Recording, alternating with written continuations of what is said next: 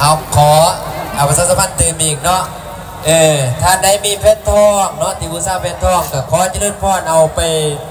ปอนลูกคุ้มเด้อมีคณะกรรมการเขาอย่างตรงไหนเนาะอยู่ทุก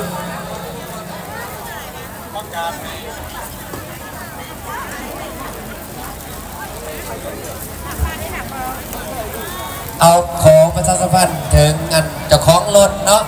อยู่ตั้งหลังของรถท่านได้มีเพชรทองเนาะที่บูชาเพชรทองก็ขอเจริญพรเอาไปปอนลูกคุ้มเด้อมีคณะกรรมการเขาอย่างตรงไหนเนาะอยู่ทุก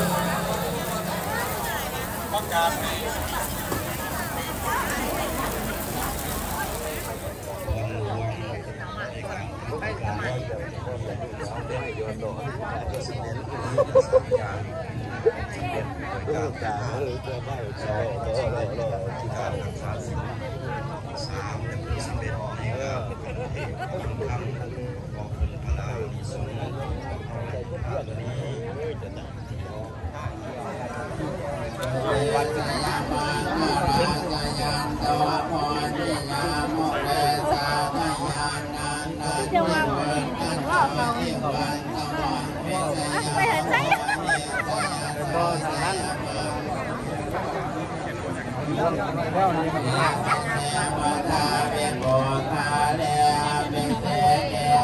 มันต้องบุกขยับจะเกลือ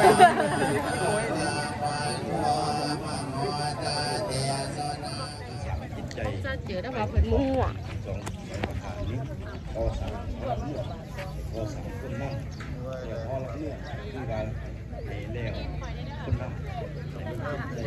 เราจะชม